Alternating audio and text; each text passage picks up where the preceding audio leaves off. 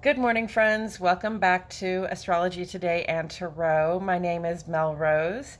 This is the Tarot portion and the second half of my daily astrology vlog, which you can check out on my other channel, Astrology Today with Mel Rose. Here, I will discuss the tarot card that sits on the side of the page. Then I'll do a quick review of the day's aspects before I play another card that may give us something more to think about. So let's get into it. The card that sits on the side of the page right now is the Five of Wands. Five of Wands on the Wheel of the Year represents the first 10 days or the first decan of the sun's transit in the land of Leo.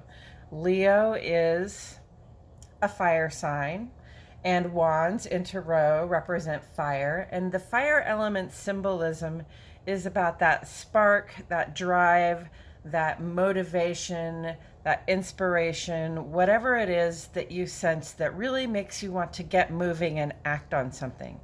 Passion, right? Spark. So here we have five very determined figures who are clearly very passionate and driven kind of people, but they seem to have gotten sidetracked. You know, the thing about somebody who's passionate and driven is, usually when you see them, they're doing the thing that they are known for doing, right? They're very passionate about that one thing, and that's what they spend all of their time pursuing. But it can even almost be solitary, or if they've got a team, they're really definitely working in that direction.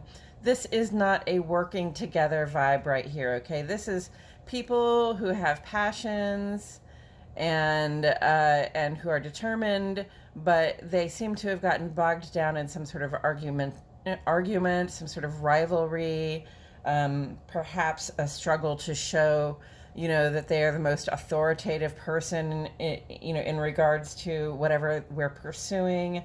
There's a show of power here. They're all kind of hitting above the belt. Nobody's really getting hurt.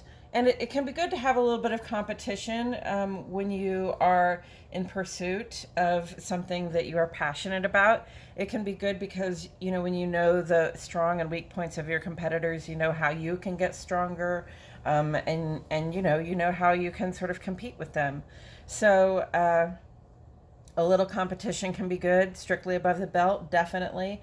But listen, if you are passionate and you are in pursuit of something that is important to you, that drives you into action, is this the action that you're trying to get driven into? Because this looks like a holdup. This looks a little bit like a traffic jam on the path to the thing that stirs your heart, okay? So, seek not to get entangled or embroiled in conflict and competition and rivalry with people.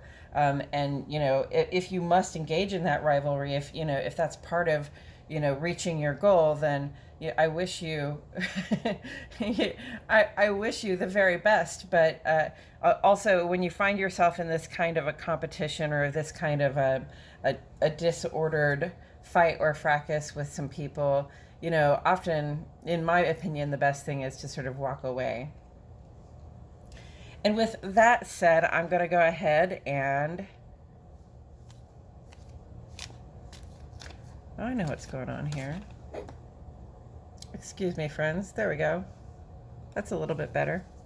With all of that said, I'm going to go ahead and shuffle some cards while I remind myself and the cards that the sun is in Leo. Sun in Leo is a time when we really shine and appreciate others. It is a time when we notice a feeling of loyalty, especially to our families and our loved ones. There can be a very playful vibe among the people we keep close at this time, where we feel like we can really unwind and be ourselves.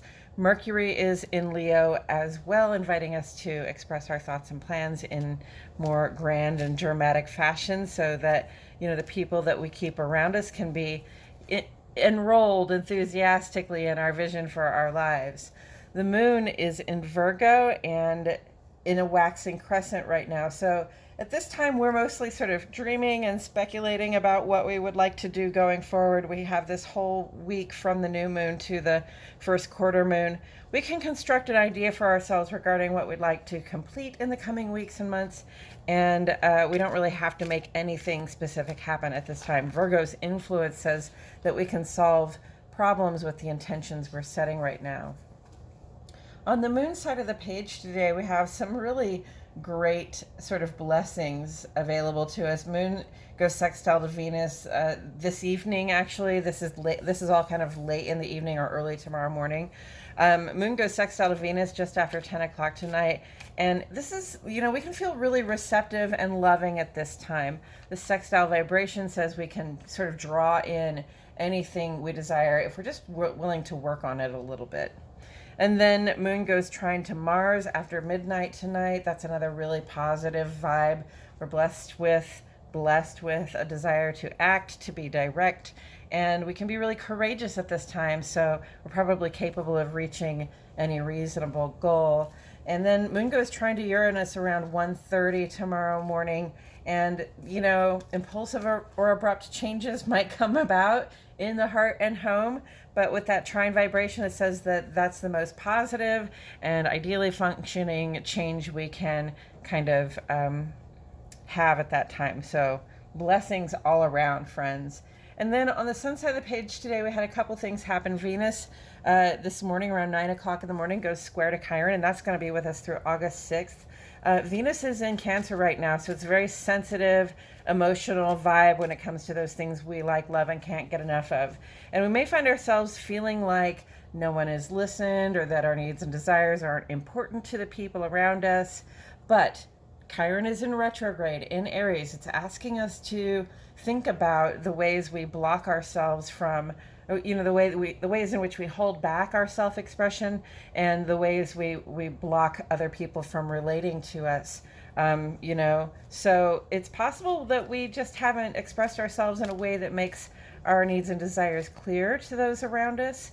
The square aspect reminds us that there's an action we can take. If we're dedicated to having good love with our intimates, then we can come clean with them in an unselfish way, so that we can all be on the same page regarding what our needs and desires are. And then Sun goes trine to Jupiter today. Beautiful, positive, most positive possible aspect, okay? This is our outer life in a really blessed and harmonious position with the planet for positive growth and expansion. We can enjoy some very good fortune at this time, okay? Just put your best foot forward when you walk out into the world. In the ongoing column, of course, we have like an increasing cavalcade of things going on. So Mercury is square to Mars. Okay, haste makes waste. Don't get ahead of yourself, okay, because you're just going to wind up having to turn around and redo things. If you feel like you're in a hurry, it's a good time to slow down and follow through. Mercury is also square to Uranus at this time. And this is like, we might notice that there are impulsive or abrupt changes to the plan or in our daily routine, and it can be exciting or anxiety provoking. Also there's the ability for some surprising or perhaps even unpleasant news to come across. So, just be ready for that. Mercury is also square to Saturn, which is retrograde right now. Saturn's retrograde in Aquarius wants us to sort of take stock of how we're participating in our cultural support networks. And Mercury's opposition may indicate a slowing and a potential for conflict, again, in that daily routine or in our plans and conversations. And it may be possible to find a balance, I think, by choosing to change up our routine a little bit for an interim plan that slows the pace and allows us to reflect a little bit about what we want to do before we go forward. Jupiter is retrograde right now, and Jupiter's in Aries, and this says we find growth and expansion through action, through self-expression. So in retrograde, we just sort of shine a light on those parts of ourselves that have gone unattended, where we can possibly find growth by taking action. Neptune is also retrograde, and Neptune's retrograde is in Pisces. This is showing us the difference between our fantasy and our reality. Our illusions will no longer work to keep us in denial, okay? And it's really a gift because, again, our ability to assess our circumstances with honesty is the big first step to realizing our dreams in real life. Chiron is retrograde, and Mercury is trine to Chiron right now. So we've had a couple of days with this one to be able to find solutions to everyday problems, especially those that pertain to self-expression and our comfort in the company of other people. And I don't want to leave out the North Node is conjunct to Uranus. All right, the future is in flux, friends, as is our sense of what we need in terms of material support and security. All of this stuff is changing. We are really going in through changes, and it's very much in regards to the material things that we're attached to. So this is another one that can be exciting but stressful. Remember to maintain that attitude of gratitude and, state your understanding that you have everything you need. And with all of that said, I'm going to turn this card over. The Wheel of Fortune. Perfect timing even. So the Wheel of Fortune, it indicates that things are looking up for us. Okay, it is a major arcana card, so its message is meant to be more impactful, more sort of loudly stated, more noticeable than the message of, say, a 2 through 10 card here. So the Wheel of Fortune is a reminder that, sort of sometimes you're up and sometimes you're down, but the wheel is always eventually going to spin in your favor again. When it comes up, it usually says the wheel is spinning in your favor. We're going to be on, if we're not on top now, we're going to be on top soon. But there's also another aspect to this that I want to draw your attention to and that is, yes, the wheel is always spinning. And if you're on the outside of the spinning, if you're on the outside of the wheel, you're going to feel those ups and downs much more drastically as they're coming along. Okay, you're going to feel it when you feel secure on top, and you're going to feel it when you feel insecure, like you might just drop off the bottom. Okay, the intensity of those emotions, the intensity of that feeling of being on top or on bottom, good fortune wise, is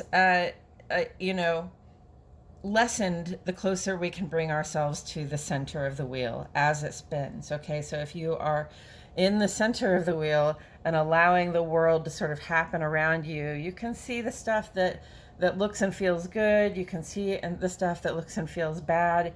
You can sort of respond to it with a relative equanimity, and this way, we're just not as whipped around emotionally by, both by being overjoyed when things are going well, and then by being, sort of depressed or,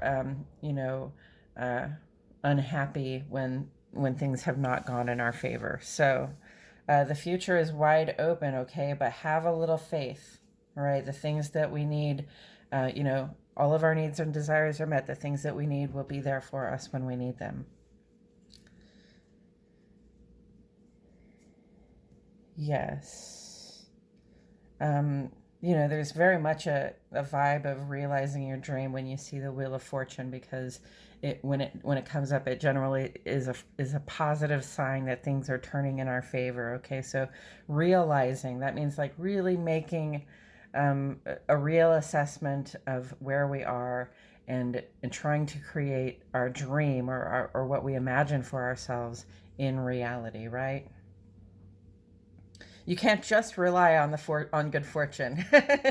Okay, and this reminds me of Jupiter. Okay, so Sun trine Jupiter here is really like the best, most positive possible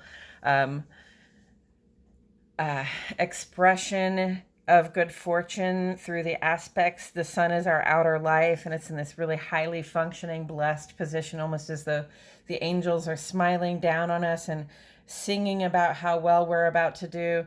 Jupiter is retrograde right now, so it's asking us to look within, to shine that light within regarding what kind of growth we can enact for ourselves. This can be enrolling in classes. This can be booking trips for that, that trip abroad that you would like to make. This could be, anything that helps you feel like you are growing as a human being, like your experience on the inside and on the outside is expanding. And this is all available, okay, as long as we put our best foot forward. And by put our best foot forward, that means, Jupiter is a is a matching contributor. Okay, so there's a lot of good fortune on offer here, but we still have to be engaged. We have to be keeping this vibration in mind as we put our best foot forward and go out there and ask for those things. We'll go out there and start to claim those things that are ours to have and that represent that expanded good fortune experience that we're looking for. Taken together with the Five of Wands. I was struck by the sense of order and disorder, right? Everybody here is struggling to show that they are on top, but nobody is, right? Everybody here is struggling to show that they dominate or they are the authority in the field to which they are all, driven to be passionate about, to pursue. But nobody, from the way things look here, nobody is really likely to come out on top. And if they do, it might kind of turn into a Five of Swords situation where, like, yeah, you won and you established your dominance and you know, you can claim that match, but then you won't have any other people to sort of debate with and be friends with and to compete with in this sort of bloodless rivalry that helps us sort of pursue our passions and strategize how we're going to move forward. However, this can be a distraction, right? This is really disordered, whereas this is really ordered. It's always turning. I'm going to say that I think it's always turning in the same direction.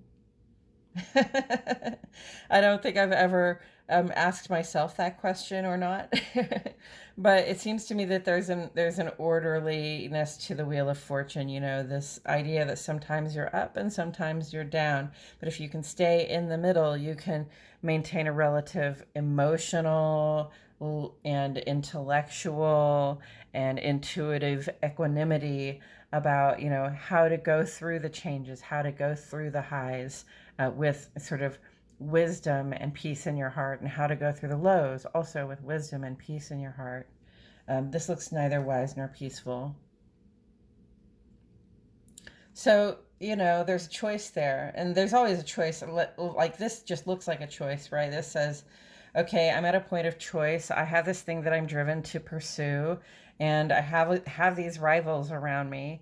How long do I engage in this conflict or this one-upsmanship before I get to just get on with, realizing my dreams? Claiming claiming the good fortune that is mine to have. Yeah, I think that's all I have to say about it today, friends. Thank you so much for joining me. I truly appreciate your presence here. My name is Mel Rose, and I'll see you all back here tomorrow for more Astrology Today and Tarot.